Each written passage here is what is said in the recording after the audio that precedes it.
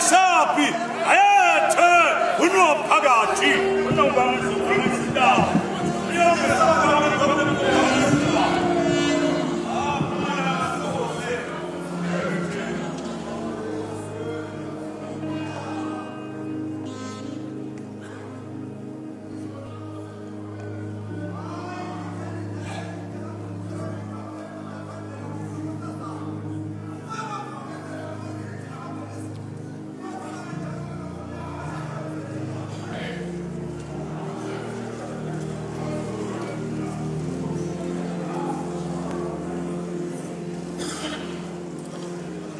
Ndlovukazi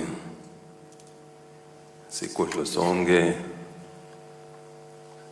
bekunene nina bekunene laba buya ngaphandle kuleli bafundisi namabandla onke akaJesu sinivusele egameni likaJesu. Majesty, the Ndlovukazi, our honored guests here today, pastors, believers in this house, I greet you all in the name of Jesus our Lord. Kuhlale kuyinjabulo lenkulu njalo umnyaka nasususa ukuthi side kuJesu sitokwatile ukuthi atosibusisa sithi nasingena 2026 singena naNkulunkulu singene nemusa omkhulu. It is always a joy that when the beginning of the year we come together to seek guidance from the Lord, to ask for His hand in 2026. That is why we are gathered here today. Siyambonga uNkulunkulu ngalasekwendele kona eSwatini na ubuka live lihlata lisehlaba kusho kona ukuthi ngumusa luthando laNkulunkulu. We thank God for what He has done for us. As we consider the landscape is green, it shows the grace and love of God our Lord. Sibonga tinshumayelo njoba sesitivile tiphume Ndlovukazini nato tonke tinceku taNkulunkulu ne praise team nalaba buyile ngaphandle kutojoyina ipraise team kwaba kuhle kwaba mnanzi inkosi busisa.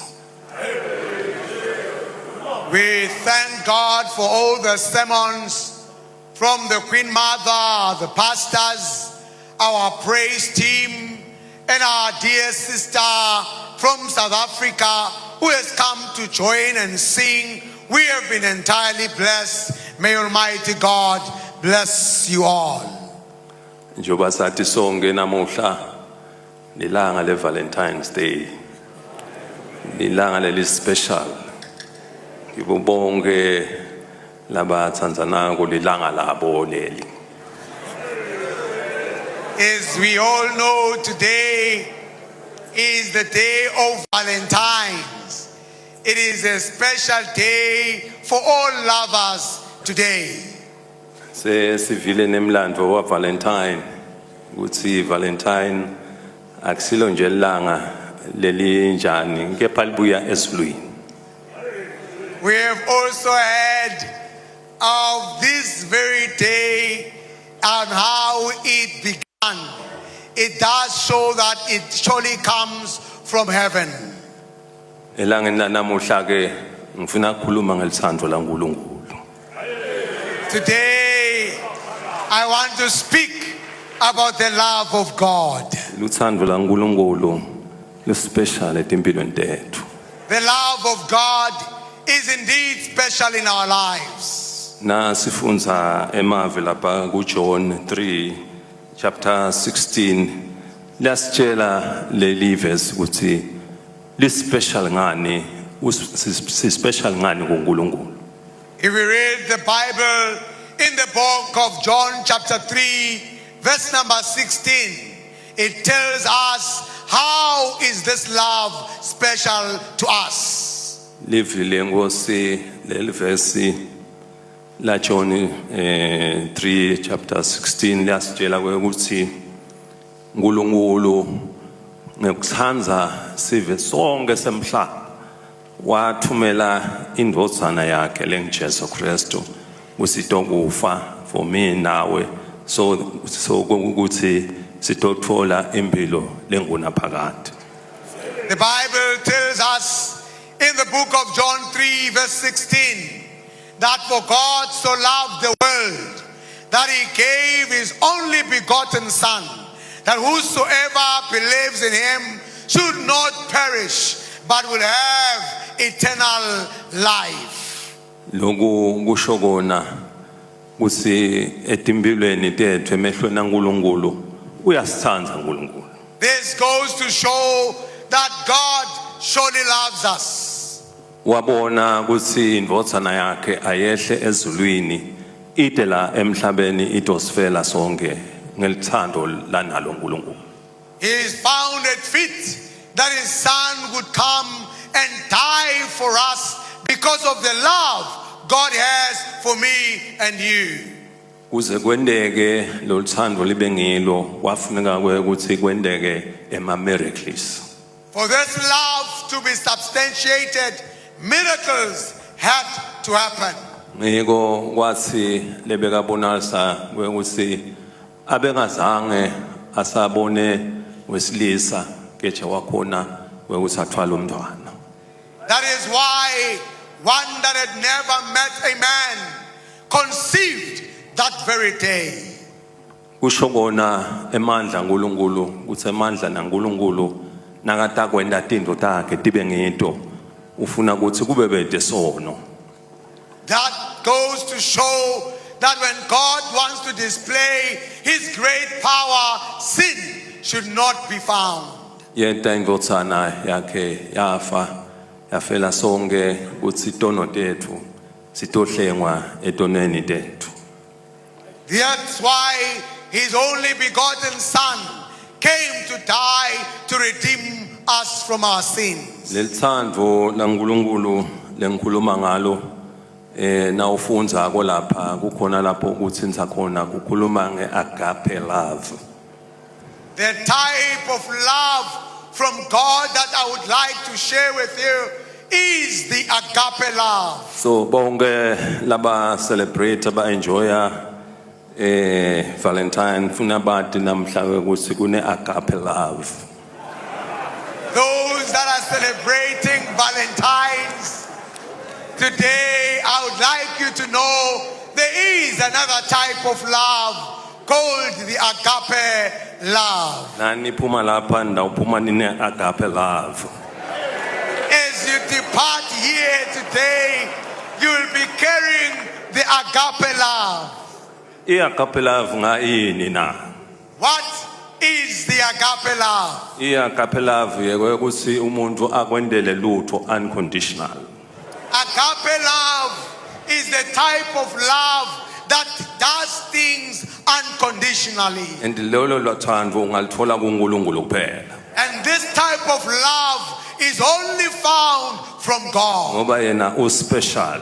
Because he is indeed special. Ungalithola kuJesu kuphela. It is found in Jesus alone. Ngoba kuta kwaJesu kwabonalisa ukuthi ufanele ede ngeHoly Spirit. Because the coming of Jesus came through the Holy Spirit. Akuzange kufanana njengoba sine safika la emhlabeni. It was not the normal path of man. Ngiyo ke kufika kwakhe kwaletha ukuthi usitawuthola iagape love. That is why his coming brought about the agape love. Lithi liBhayibheli nasikhuluma ngale livi leli. When we speak about this word, Kuthi kusithandza kwakhe uNkulunkulu kusimanga. his love is amazing. Ngoba kusithandza kwakhe usithandza simhlukubetile. He loves us even though we have defaulted. Umthandza uNkulunkulu angadi newe ukuthi ngabe loluthando lakhe lasiniketa kositalwemukela yini. He loves us in spite of the fact that are we going to receive his love? Usithandza silele. He loves us asleep. usithandza noma ngasinjani. He loves us in whatever condition. Lengikuthanda ngoNkulunkulu What I love about God, kuthi akakhethi lithando lakhe. His love does not choose. Akakhethi akabuki libala lemuntu. He does not respect, is no respecter. Akabuki ukuthi unjike He kangakanani. does not care how rich you are. Akabuki ukuthi unesithundi He lesingakanani. does not see your stature. Noma ulapha phansi Even though lowly regarded, uyakuthanda uNkulunkulu. Jesus, God loves you. Noma ungasilolutho emhlabeni Even though you are a non-entity on the earth, uyakuthanda uNkulunkulu. God loves you. Noma abantu sebakurejectile emhlabeni. Though people could reject you, Namhlanje ngifuna ukukutshela bona. but I want to tell you today, Uyakuthanda uNkulunkulu. God loves you. Wathi uyakuthanda uNkulunkulu. Know that God loves you. Kufanele usondzele ke emntwini onjengalo. You must come close to such a man. Ukuthi noma ngawunjani, Whatever your condition might be, noma ngawusoni, though you might be a sinner, noma ngawumbulali, even though you might be a killer, noma ngabe uyi-rapist, though you might be a rapist, uyakuthanda uNkulunkulu. God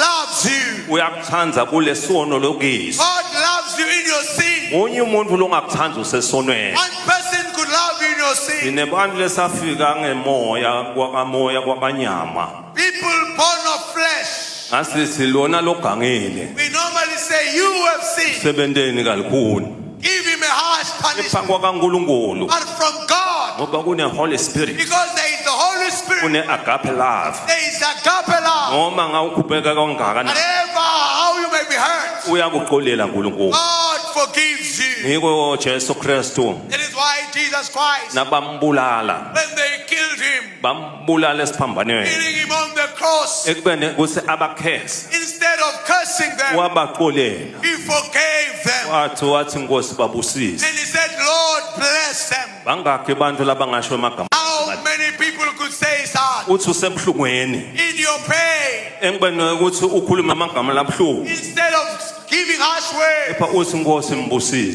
says, Lord, bless them. Ngoba akakwadla akakwadla. Because they do not know what they are doing. Agape love ke le. That is agape love. Sawuphuma nayo namuhla. We shall live with agape love today. Ngifuna ukunikhuthaza emandulo. I want to encourage you here in Uthi Manvulo. njoba uhleli ungaba uhleti la. You might be sitting here today. Ungaba unetinkinga. You might have problems. Utiva ungathi umhlaba You ulahlile. might feel the world has Ungathi rejected. bonke abasafuni ukukunaka. People do not want to care. Ukhona lokuthandayo. There is one who loves. Iligama lakhe nguJesu His Kristu. name is Jesus Christ. Ukhona lo takuthanda There is noma ngakunjani. one who loves in whatever condition. Lokufuneka ukwende What you must do today, wekuthi ngesikhathi sonke that at all times, uthi sonze tenkulunkulu. you must bring yourself closer to Him. Ahlenge tono takho uNkulunkulu. He must redeem you of your sin, Uhlale ungumfana longcwele so kuNkulunkulu. that you may be a holy one, a holy child. Anganokhwesha uNkulunkulu. That God may not leave you. Uyinkinga kufulathelwa nguNkulunkulu. It is not a good thing to be left by Bana God. ngakufulathela nguNkulunkulu. God forsakes you. Iqalekiso letentekayo Blessings that follow your life tiba dinyenti kakhulu. are so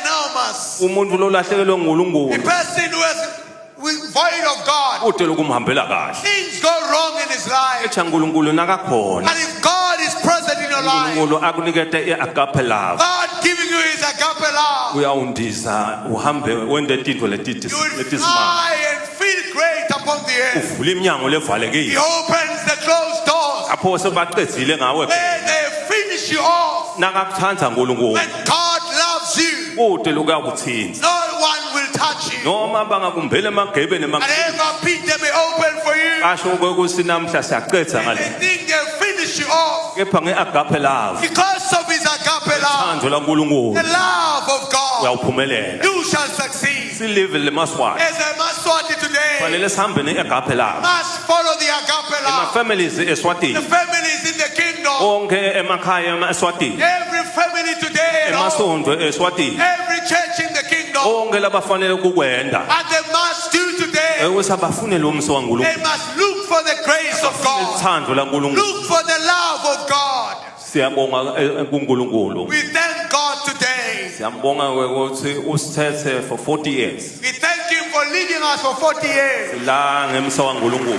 We are here by His grace, Akusiko ukuthi besihlakaniphile. not by our own wisdom. Umusa waNkulunkulu ufuna ukusibonga ubonge ngaso We sonke. must thank God for His grace at all Oh times. 40 years usho lokukhulu. 40 years means the Lord. usho ukuthi ngokusikhathi se-renewal, It means a time of renewal. kusikhathi se-transformation. It means a time of transformation. Echa uze ufike lapho Reach that time. uyakubitha umuntu ukuthi wente tintfo letitsile. It means and calls for one to do certain things. Ngoba libhayibheli liyasho ukuthi Jesu wazila 40 days. Bible says Jesus fasted for 40 days Wazila 40 nights. and fasted for 49 Atoze athole umusa waNkulunkulu. to get the grace of God. Ngoba kufika 40 years To reach 40 years akusuku umdlalo. is not a joke. Moses nakaphuma nebantwana bakaIsrael Moses departing with the children of Israel, baphuma sebaya eveni lesithembiso. going to the promised land. Bahamba 40 years. They walked for 40 years. Kwakungasuku olukhulu. It wasn't easy. Kwakutough. It was tough. Bebahlangana netimo letitsile. They met various difficulties. Kepha ngelithando But laNkulunkulu. because of the love of God, Ngelithando lethiwa iagape love. through the agape love of Kude God, ungakwehluli. nothing shall conquer you. Noma kungaba nelwandle emphi kwakho. Whatever sea that may be before you, Utibute ukuthi ngabe ngisetawukhona ask nikucross na. yourself, will I cross? Na uhamba nendoda yamadoda. And if you walk with this man of Lendoda war, lekuthiwa nguJesu Christ. this man called Jesus Noma Christ, kungaba nelwandle emphi kwakho. whatever Red Sea before you, Liyawuvuleka lelo it lwandle. shall open up. These are miracles. Imaliso le- Akangeke endeke sine nawo. Which will not happen. Noma singahamba solukhulumisa lwandle Even nyana. though we will go and talk to the sea, Lithi aselivuleke. a sea be open. Ungaphika kuve magagazi. You could hear the waves on. Ungabona kancane kuhle ngathi kuyavuleka. You might think it's open in the Nangathi wind, uthathe ama chances. and you try your chances. Kungatekwa letinye indzaba. We might hear other news Ngoba awuqhamuki ngalendlela laqhamuka ngayo uNkulunkulu. because you are not using the ways of God, kaNkulunkulu. but through the ways of God, Uyakhona ukukhomanda lwandle. able to command the sea Uthi livuleke. and open the sea. Sisive semaswati. As the Maswati today, Hambe 40 years. we have traveled 40 years. Hlangabetane We netinkinga. have met our fair challenges. Hlangabetane nabo konke lokulukhuni We have etimpilweni. met all types of challenges. Phangamusa But waNkulunkulu. by the grace of Naku God, silapha ku 40 years. here we are in 40 years. Yathi ukuthi usetawuhamba nathi. No, He will lead us still. 40 years usho i-renewal. 40 years is renewal time. Kunabantu labatawuzila. He needs people fast. Bathathe lesimo saNkulunkulu. Take the times of Bathathe God lesimo saJesu. and take the forms of Ukuthi Jesus. kuze tintfo tendeke. For things to happen, Kufanele sizile. we must fast. Ungakhali ngekwesemalanga sangihambile. Don't cry of the days that have passed. Kufanele uzile. You must fast. Funze kuzila for 40 days. Learn to fast for 40 days. Lakhola sibantu batawufunza 40 days kuzile. We will pray that people will learn to fast for 40 days. Kutasisita even nema weight loss. It will also help us lose weight. Nasithatha isizilo sa 40 If days. we take the fast for 40 days. And ngiyathi abantu labanyenti bayayifuna lenzaba. I know many people are zealous for the 40 days. Bafuna kuba slim nako konke lokho. They want to be slim as well. Bathatha lokho nalokho nalokho. They are taking various substances. Epana uthatha sizilo But if you fast for 40 days. 40 days in your life, Hawu noma ngangibani utawubona umehluko. anyone will see results. In Uthi it. hayi uhamba nendvodza zamadoda. And you know that you're walking. Ngoba naso umtholile uNkulunkulu. If you have God by your side, Akapheshi uNkulunkulu. God does not leave you. Uyawuhamba nathi for another years. He'll continue be with us for more years. 40 years usho i-transformation. 40 years means transformation, Usho i-renewal. means renewal. Usho ukuthi sisive singemaswati. Means there's a Maswati. Akusasiso sikhathi sekusolana. It is no longer time to put Akusasiso blame on sikhathi anyone. sekubekana amabala. It is not time to blame each other. Akusasiso sikhathi sekubukelana phansi. It's not time to look down upon each other. Sikhathi se-renewal. It is time for renewal. Sikhathi sekuprofesisa tinto leti tawuphumelelisa live It leSwatini. is time to prophesy for the success of the nation. Uthi la uhleti khona Wherever you are, ubone i-success story. you must see a success story. Neke bantu labatawuphika kuhlala babubula. It's not time for murmuring. Bantu labahlala babubula Murmuring people. balesa ukuhlupheka. Now people who bring poverty. Kufanele sikwende sibantu And we must do as a people. ukuthi sihlale simpraise We uNkulunkulu. must praise God all the time. Yalikhumbula live lenkosi likhuluma. I remember the word of the Lord. Isibathi bangakafiki esiveni lesithembiso. Before they reached the promised land, Babadziniwe. they were tired. badzinwe kakhulu They were so tired. komile They were dry and thirsty. bangathi ukuthi kwenta kanjani They didn't know what to do. kepha lengikuthandzako ngala bantfwana bakwa-Israyeli What I like about the children of Israel, baqambalala phansi they slept down baphumula and rested. bashona lena nalena They walked about bamthandaza and uNkulunkulu they prayed to God. bampraise uNkulunkulu Praised God. la kulikhuni khona empilweni yakho In challenges in your life, upita usuhlale phansi it calls for you to sit down. upita uqhumane It naNkulunkulu calls for you to connect with God. upita kwekuthi uvule inhlitiyo yakho It calls for you to open your heart uthi uNkulunkulu angene la nhlitiyweni and yakho allow God to enter your heart. not the time ngokuthi ububule Ceaseless kind of murmuring. na ububule uyabashiya abantu Those that are murmuring, God forsake. ude isikhathi labahlale banentinkunkumva etinhlitiyweni He has no time for those with grudges. ufuna abantu labatawuhlale njalo He bampraise wants people who praise Him athi all lapho the bahamba time. khona Wherever they go, ampraise praising Him. athi noma ngabe bamiswa kabi Whatever challenge they face, ampraise they must praise Him. ake ngakhuluma ngemajaha ajikwe emlilweni I once spoke about men thrown into the fire. amajaha la kajikwe emlilweni These men thrown into the fire, akazange abubula they never complain. akazange abutha ukuthi sokuphi They uNkulunkulu never ask, where is God? athi bahamba ethi kwemlilo They walked on the fire. abe bampraise They uNkulunkulu were praising God. ngoba na umpraise uNkulunkulu kumadini Praise God in the challenges. indvodza imadvodza The uNkulunkulu man of war he is. indvodza lengalahla He's the man who never leaves us. indvodza will stand by you He's the man who stands with woman now. angakakushiyi He never leaves you. loyawuhamba He nawe will be with you. esigabeni sonke kufuneka ukuthi ke uthathe isigaba saNkulunkulu In whatever time you must take your possession. bahamba ke bantwana bakaIsrael The children of Israel, walked. nabafika kulesi live lesithembiso They reached the promised land. abazange bafike sebaphelele They never came in their entire number. afika sebashoda Some were missing. lo bekamkhethile uNkulunkulu ukuthi kutambaqhuba The one that he was chosen to lead them. wasuyabona uNkulunkulu ukuthi hayi nceku yami God saw that my servant soyihambile indlela has led his cause. konke kukuNkulunkulu Everything is in the hands of the Lord. uNkulunkulu lo watiko ngamunye ngamunye soyihambile indlela It is God who knows that you have taken your lead. kepha lokumqoka What is important ukuthi na utawushiya indlela iqhubeke lembili is that for you to leave a legacy uqhubeke ifuture iyembili so that the future may be kufuneka ufundzise bantu you need to train people ukuthi kuqhubekela embili kusho ukuthini to know how to go ahead. iyasho iBhayibheli lithi The Bible says, Moses wafundzisa boJoshua the Bible says Moses taught Joshua, ukuthi noma ngani yahamba kulikhuni ningesabi even though you might meet difficulties, do not be afraid. la uhamba khona na uhamba naNkulunkulu ungesabi If you are with God, do not be afraid.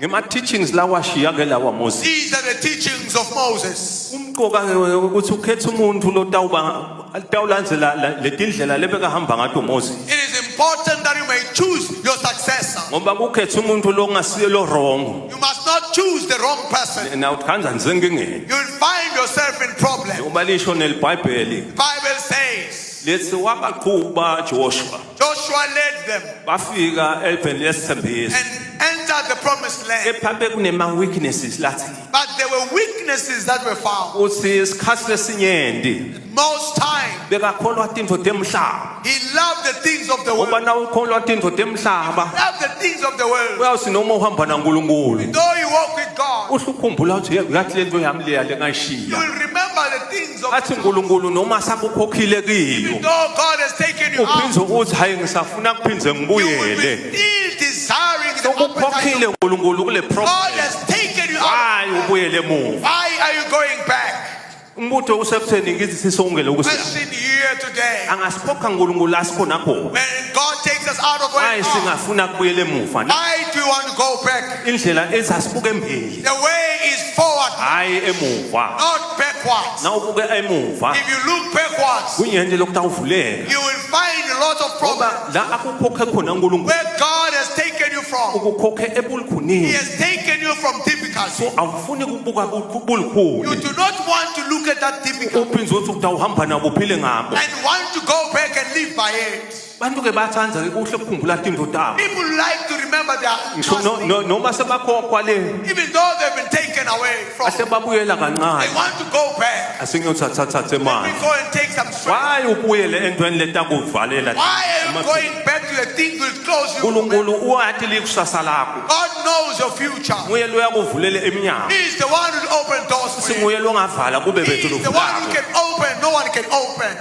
nasokuvale uNkulunkulu If God has closed, ungababita bonke lapho you can call all of them uthi asebenze tintfo and ask them to do things. ngeke batende They will not be able. uyakhumbula ukuthi uNkulunkulu nakade ukhokha bantwana bakwaIsrael Remember when God was taking out the children of Israel? wakhuluma kuFaro ukuthi asesikhathi sesifikile He spoke to Pharaoh and said, the time has come. waba ukuthi bathi asosikhombe ukuthi yini emandla lonawo lo proof ukuthi vele kukhona lo talako And they wanted him to prove the power that he has, that indeed he's from God. uthiwa wabeka phethe induku ke Moses Bible says Moses had a stick in his hand. wathi uNkulunkulu ibeke phansi le nduku And God said, throw down your rod, Moses. wathi nakayibeka phansi yaguquka induku And when he threw it down, the rod changed. yaguquka yaba inyoka It turned into a snake. bathi hawu lo mdlalo lona And they said, oh, this magic we know. siwudayele lo mdlalo lo todlala ngathi kanti You've come to play this game. We know this game. sekubitho labati lo mdlalo lakawudlalako lo Bring those that know this game. hawu nembhala babetwa Bible says they were called in.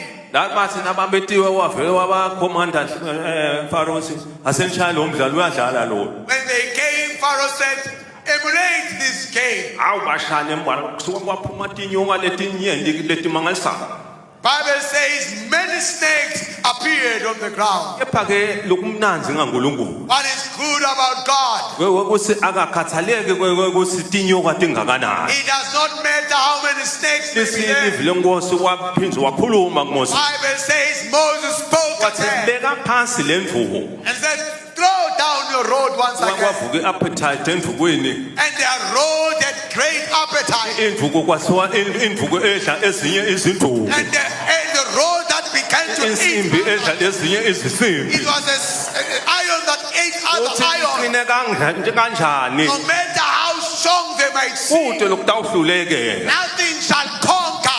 kwaphela konke lokwetinyoka All the snakes were consumed. phinze wayithatha leyo ndvuku And Moses picked up his rod. wayibisela kwaguquka yaba indvuku And it came back to becoming. konke tinyoka atiseki The snakes were swallowed. lokusho ukuthi emandla ngoNkulunkulu It shows that the power of God. na uhamba nemandla ngoNkulunkulu If you go with God's power, uyawunyathela bofeqele you will step on scorpion. uyawunyathela tinyoka You will step on snakes. uyawunyathela You imihwebo will step on witchcraft. weba kwakuthi siqedzile ngalona Those that think they are finished. namhlanje uhamba nenvosa But yamadoda if you walk with God, insimbi ledla letinye the tisimbi man of war, angakujubela lapha phansi they can do whatsoever athi namhla siqedzile ngabo and think they finish you off. kepha ngifuna ukukhuthaza That's what I want to encourage you this afternoon. uhamba na Jesu If Christ you are with Jesus Christ, ngeke udliwe you lutho will not be conquered ngoba Jesu Kristu because Jesus Christ uyindvodza yemadoda is a man of war. uyindvodza yokuthula He is a man of peace. uyindvodza yothando He is a man of love. uyindvodza He yetibusiso is a man of blessing. uyindvodza yeliqolo He is a man for forgiveness. ngiko asifundzisa That is nathi why he's teaching us today. ukuthi sifanele sibe njengaJesu He says we must be like Jesus. konke lokwendamo Whatever we do, luqolo lube lakithi forgiveness must be in us.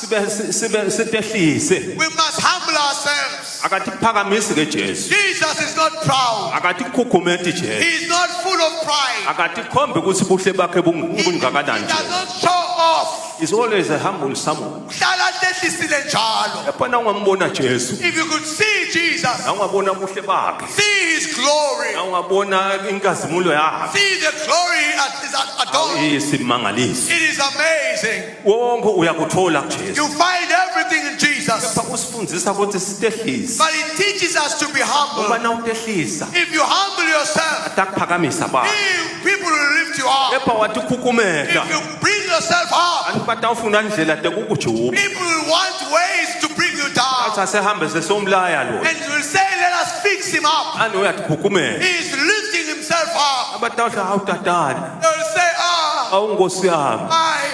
hawu yelele eh, that's the time bakuphakamisa That is the time they are lifting you up. phakama uye esikhaya ezulwini lifting you to the heaven, Nasophakeme ke sosezulwini. if you have been lifted to the heaven, Ungabuke emuva. don't look back. Kono letishiyela The ngemuva. sins you have left behind, Shiye. leave those sins behind. Once wathola umusa And to waNkulunkulu. receive the grace of God, Fanele ushiye lo musa waNkulunkulu. you must not depart from His grace. Ushiye titukulwane.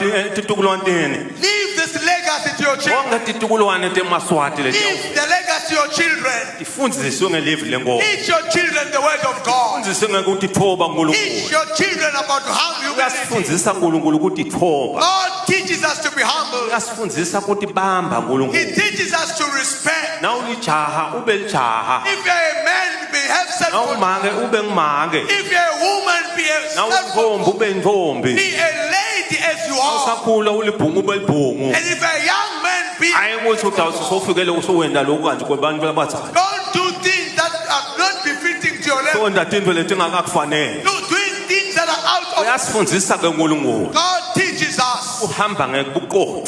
living a life of Asihamba integrity. khona ube qotho. Be one of integrity. Ufuna abantu labaqotho. He's looking for people who live Akafuna holy, abantu lababhekele nale. not people who will do other things. Lokho asithethe 40 years. 40 years he has led us. Ufuna abantu labeti corruption. He wants people without corruption. Imiqondo yabo lengasiko corrupt. He wants people without corrupt mind. Abatawusi nabakleti nje. People who are seated, Babone tinto leti who ngaboni. will see unseen things. Nibathe nibonani? What I will You know umuntu lo corrupt ubona tinto longatiboni. corrupt people always see other things. Sine nawe singahlala lapha singaboni We lutho. could see here and not see them, Phela kuba sakhona la but kakubonile. he would see other things. Funa ke bantu hayi ke bantu labanjengalabo. We don't want such people this year. Funa abantu ukuthi kube bantu labayosaba We uNkulunkulu. want people who fear God. Bantu labayohlonipha uNkulunkulu. People who will fear God. Kuthi ukuyiphi position evi. Whatever position you have in the land, Kuthi upheseni ebheni. whatever you carry in your hand, Kuthi ukubeka waba yini uNkulunkulu. whatever God has placed in whatever Kuthi position, uyinjinga eveni. whether you're a rich man on the land, Kuthi ukwendeleni umusa uNkulunkulu. whatever grace God has given to you, Abantu labayosaba He uNkulunkulu. wants people who fear Him. Funa labayomhlonipha He uNkulunkulu. wants people who will respect Him, Athi ukuthi emehlweni that kaNkulunkulu will know that in His eyes kuthi uyababona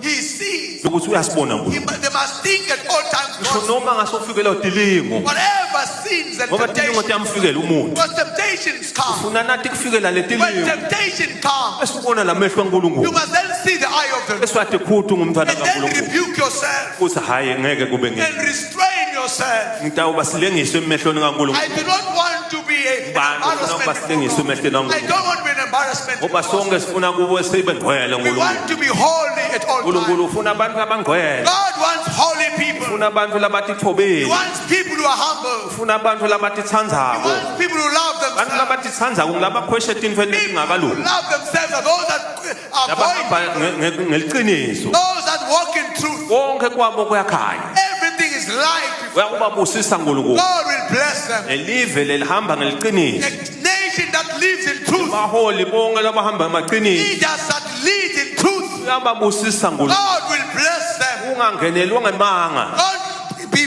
friend lies. Ungangenelwa buqili. Don't be full of tricks. Uyawuthinza abantu lekhashana. God will touch people from far Abakhombe ukuthi naba labane maqiniso. and will say, these are people of truth. Ute newe ukuthi nini nibone ngani? And he'll ask them, how have you seen it? Kepha ngaNkulunkulu. But through God, Uyakhomba tintfo uNkulunkulu. God shows people. Uyabakhomba abantu bemaqiniso. God shows people of truth. Bemanga futhi uyabakhomba And those that are ungatihlupi lying, nokutihlupha ke He kulapho. says, don't even bother with this. No, life. noma ungaya ke you'll be just wasting your time. Uma uyakiphi nawuchitha isikhathi. Uyathi ke uNkulunkulu ukuthi emaqiniso akho. God knows where truth abides. Akho ke lesikuthandazelako That is what ukuthi sihambe emhlabeni. That is what we pray for in the end, Asihamba khona. where we live. Singabe silengiso We uNkulunkulu. must not be an embarrassment. Sihambe ngemaqiniso ngesikhathi We sonke. must live in truth in all Noma times. ngabe kulukhuni noma ngabe Even kunjani. though tough or whatever Noma condition, ukhona lo ubonako noma ukhona lo whether ungaboni. one sees us or we are Kathi ke lost, ukuthi i-guidance yethu we will know where we guide khona. lokusihola koliqiniso kuphela. What will guide us is the truth. Kude lokunye lesingaphila ngako. Nothing but the truth. Ngosobhuza yasifundisa King Sobuza taught us ukuthi umuntu lohamba ngamaqiniso that a person who leads in truth, kude lokamehlula. he will not fail. Echa wahamba ngemanga, But if you lead in lies, wahamba ngebuqili, if you lead in tricks, tricks, wadayela kuba ngitsotsi when you learn to be wadayela kuba ngiguluva learning to be a thief, ucabanga ukuthi utrick kubantu and thinking of tricks, utawuphumela ebaleni leto thing all those things will be unveiled. awuphumela ebaleni ube ubonakale God will show you in the sawu world, simbambile guluva and it will be known that this trickster ngoba ubanjwa ezulwini in heaven you'll be caught. akabanjwa ngithi It is not us. uyambamba uNkulunkulu bese expose God reveals and exposes. ufuni ke kuba kuleyo position It is difficult to be in that ufuna possession. ukubanjwa You ezulwini do not want to be caught in heaven. una ezulwini na ukhona khona If you are in heaven, igama lakho lihlale ligcwele your name must be holy. igama lakho lisina limenyetwa When your name is called, ajabule uNkulunkulu God must be happy with you. ufuna baba wakho abohlala ajabule Your father must always be happy. na uneyesu uyajabula na uthi na ubithwa ngeyesu nje uyajabula ukuthi hawu baba uyangibitha If your father calls you, you are always happy because of ubitha weNkulunkulu kangakanani how much more God calling you. ngoba na uqhamuka If uNkulunkulu you come before God, ufika seyani ndothana yami He comes and says, my msa son, wami my son, hayi uyibambe kahle you are on the right track. ayinandoda indzaba letimnanzi I love what I'm hearing. nadoda indzaba te-agape love That is the story of the agape. nadoda indzaba leniphuma nato emandvulo That is the story that you live with. funa tiphume letindzaba letimnanzi emandvulo These good news must live. ihambe live lonke leswatini It must go to the entire kingdom, ihambe yonke i-afrika mouth into the entire ihambe yonke umhlaba and the entire globe. wonke umhlaba The ubusiseke whole globe must be blessed. umhlaba uyawudzinga umsa The wankulunkulu whole world needs the grace of God. umhlaba uyaludzinga luthando The lankulunkulu world needs the love of God. ukuthi lapho kulukhuni khona Wherever there is difficulty, athi ukuthi likhona luthando we lankulunkulu must know that the love of God, yekelele ukukholelwa etintweni letila we emhlabeni must quit believing on things of this world. into letila emhlabeni ti-destructive The world things are destructive. nawuthi uyabuka ukuthi kwentekani If you see what's obtaining in the la world, kunetimbi khona there are wars in the la world. kunebudlova khona There is violence in the kuyinto world. le-destructive le These are destructive akusithi lutho that do not have. na ungabuta ekugcineni kuthi ngubani ophumelele If you namkhathi ask who is the winner at the end, ude lophumelela no winner. kepha na uhamba nelithando But lankulunkulu if you walk with the love of God, uthando lolu hlale likhona unconditional love unconditional love that is always abiding. kanti bonke balithande kabi unconditional love All people love unconditional love. na ungakhuluma nabo nje bakutshela ukuthi unconditional love If you could talk to them, they'll tell you ona ledzingekako that's the love they na need. uyithola ke ekhaya ezulwini If you find it from heaven, hawu bangakubona bonke la mhlabeni ukuthi o everyone could see you. ungandisa nekundiza You could even fly. into lengazange seyendeke kumuntu Something that has never happened to a person. ngoba kuNkulunkulu tikhona tintfo letentekayo Because there are things that are impossible with man but happen with God. siyabonga emapholo onke kuba khona namuhla We thank you, believers, for being here today. yapholwa imessage namhla iwele tindlebeni letivako We hope the message today has come to the right people. yonke le message lethuliwe yaNkulunkulu The entire message from God today. uma namuhla sithole i-renewal Today we come out with a renewal. vule ukuthi sibhabhatiseke kabusha We have been rebaptized today. phuma sinemandla lamakhulu We come out with great strength today. buka another 40 years to come Sibuka iminyaka leminye lengu-40 ledala. hamba ngenjabulo lenkulu Hamba with great joy. hamba sampraise We uNkulunkulu are going to praising our God. samworship uNkulunkulu Worshipping our God. okumqoka kumworship It is uNkulunkulu important to worship kube God. nesikhathi la umworship khona uNkulunkulu Have time to worship Him. kube nesikhathi kukhuluma naNkulunkulu Have time to talk to God. sisimo noma ngasenjani Whatever the condition might be, bese uya kulelo khona go to your corner uhlale uwedwana and sit alone ukhulume and naNkulunkulu speak to your God. uyawurivila ema-miracles uNkulunkulu God will reveal miracles. uyakukhomba timangaliso uNkulunkulu God will show you wonders. uyakwenda lokukhulu uNkulunkulu God will do great things. yathi in your life. ukuthi 40 years to come But yes, Lord, uNkulunkulu setawulendela timangaliso God will do wonders.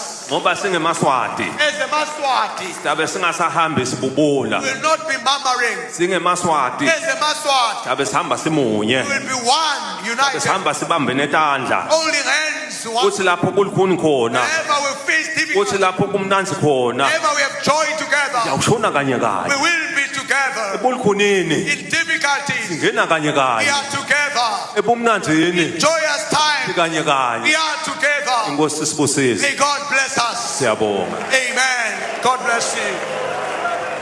Amen.